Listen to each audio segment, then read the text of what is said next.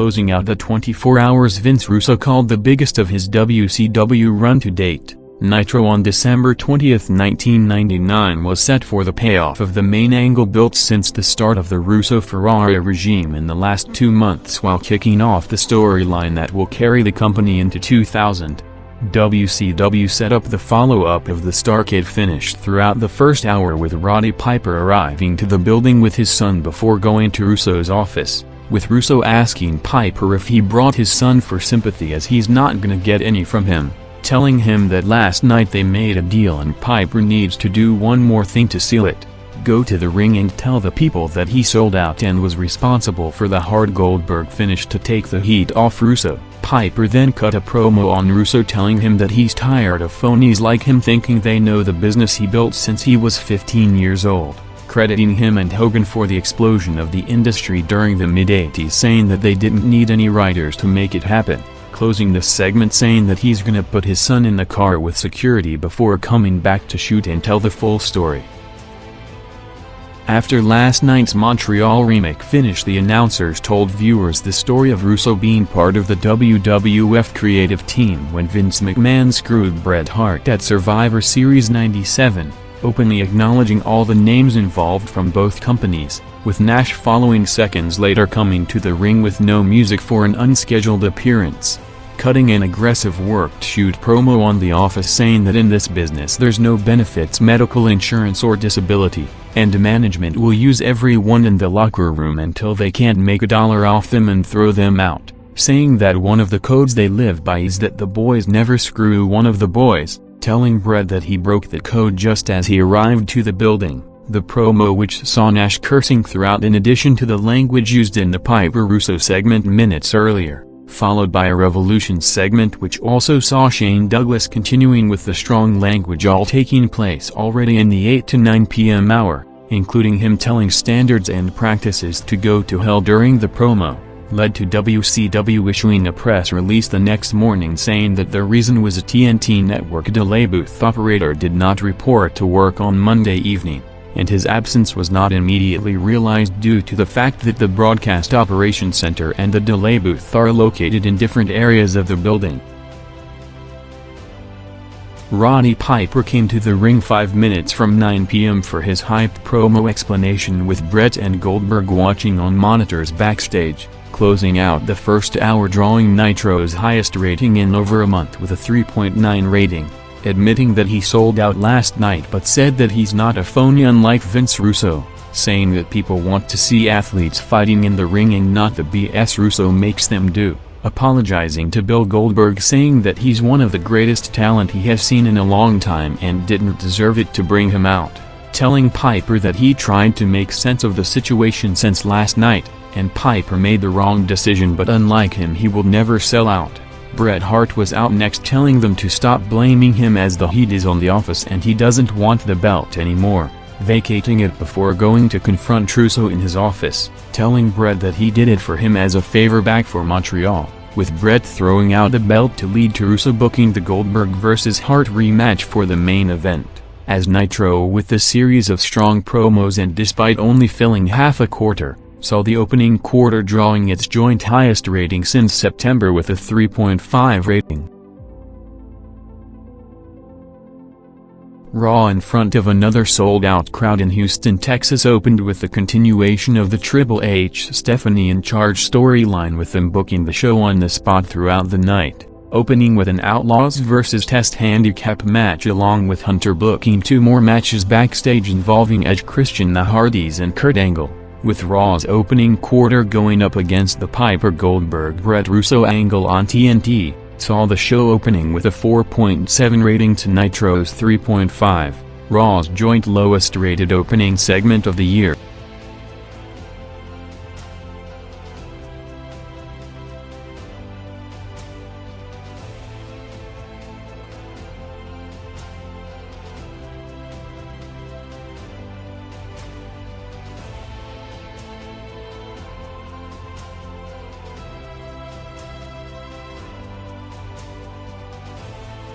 After going almost neck and neck in the first quarter with almost a single rating point margin, Raw pulled ahead from 9:15 p.m., jumping over 1.2 million viewers to a 5.7 rating with an Edge and Matt against Christian and Jeff tag match going 5 minutes, along with the company showing the latest issue of Entertainment Weekly, which featured Rock and Vince McMahon on the Best Entertainers of the Year list, with the WWF ranked in the top 5, followed by Triple H and Stephanie coming out for a promo complaining that it should have been them instead of Rock and Vince.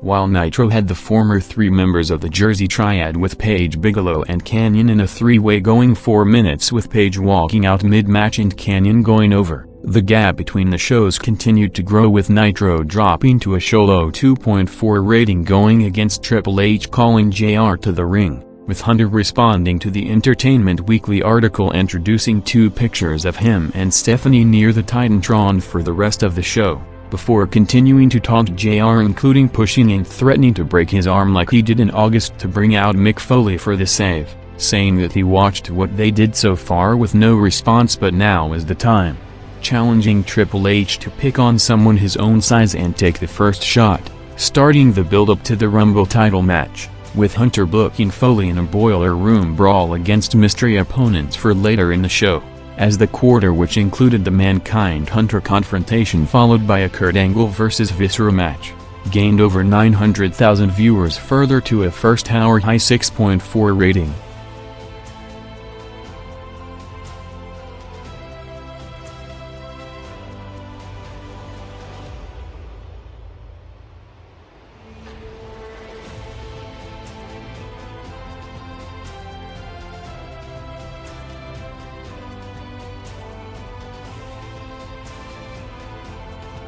Nitro rebounded from the show low and had the biggest viewership jump of the night to close out the first hour, with Nash after his comments earlier against The Office being booked in a handicap match against Creative Control, coming out with Scott Hall, who was taken off the pay-per-view last night with knee injury that will keep him out until February, going 3 minutes before a swerve of Hall going off crutches to hit Creative Control for the finish, picking up over 800,000 viewers to a 3 rating.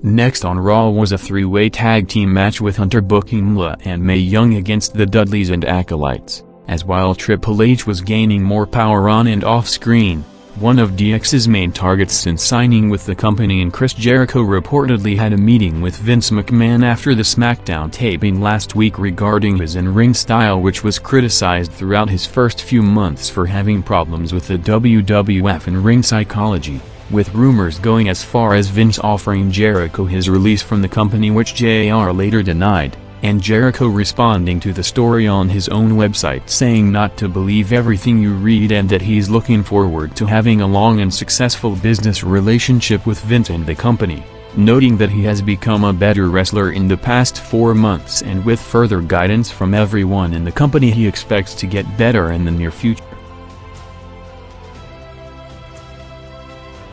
After putting on a strong performance last night in a ladder match hyped as one of the best of all time, Chris Benoit and Jeff Jarrett opened Nitro's third hour for a rematch of the talked-about US title ladder match, going 7 minutes with Benoit having the match won until a setup from the powers that be, with Benoit's ladder rungs collapsing for Jarrett to go over and win back the belt, while at the same time Raw had Mankind against all DX members in Santa Claus costumes in a boiler room brawl to bump Raw over 800,000 viewers to a 6.1 rating in a quarter, which also saw a Godfather vs Jericho match.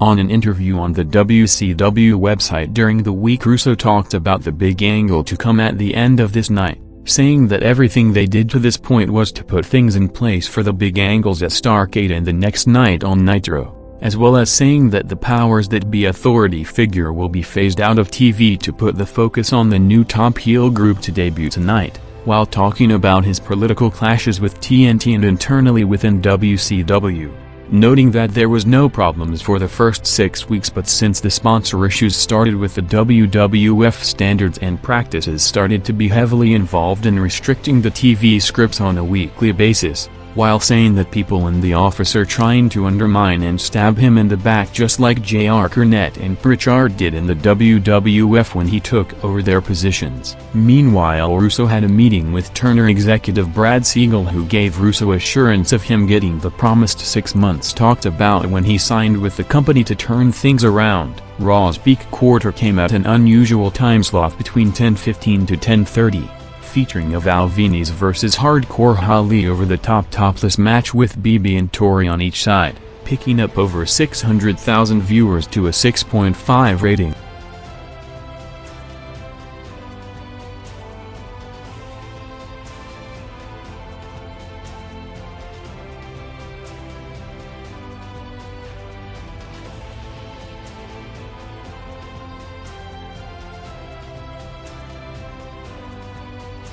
Next on Nitro was a Harlem Heat vs Varsity Club tag match going 7 minutes, along with the debut of Daphne alongside David Flair, calling out Vampiro to the ring to confront them before David laid him out with a crowbar.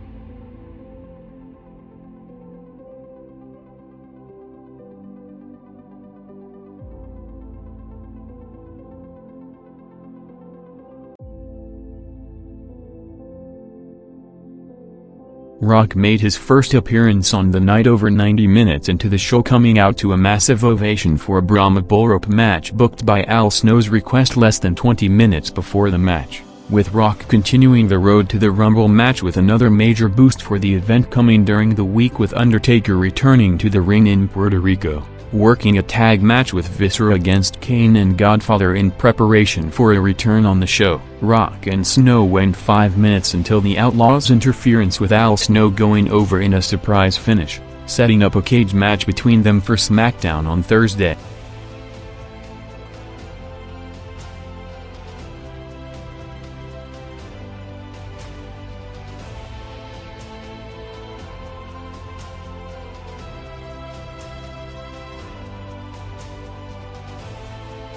Nitro's final quarter saw Buff Bagwell return for a promo saying that he had a good year in 1999 after coming back from neck injury but is now targeting the gold belt, before Mean Gene brought up the main point in talking about the rumors of Bagwell and Kimberly while Paige was in LA filming the Ready to Rumble movie, acknowledging the angle on TV for the first time after Paige and Bagwell had a planned altercation behind the scenes a few weeks back to sell it as a shoot, with Bagwell off microphone telling Gene not to go there on TV before insinuating that Kimberly was in his hotel room one night to bring out Paige for a brawl, with the final quarter with the Bagwell promo and the main event entrances bumping the show over 500,000 viewers back into the 3 rating range.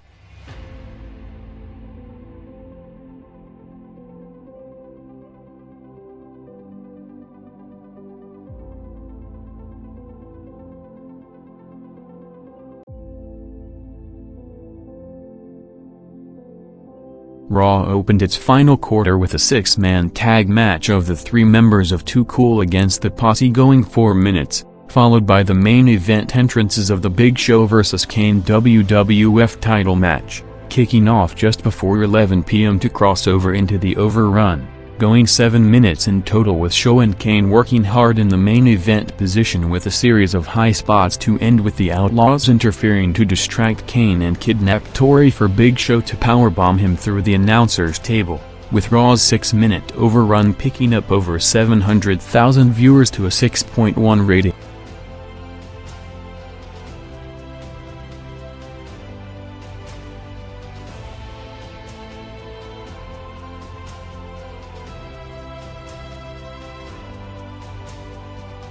Goldberg's entrance took place already past 11 p.m. with Nitro taking one of its longest overruns in show history, going 10 minutes past the top of the hour, as Goldberg and Bret in the Starrcade rematch went 6 minutes to end, with the Outsiders interfering to attack Goldberg for Bret to go over and win back the belt, followed by Jeff Jarrett running in with a spray paint to signal the nWo letters on Goldberg and Piper, as Nash took the microphone announcing that the band is back together with the new nWo group now holding all the main titles in the company, with the Goldberg-Brett match along with the post-match angle which included 4 minutes unopposed jumped over 800,000 viewers to a peak 3.6 rating, with Nitro overall drawing its highest rating in a month with a 3.2.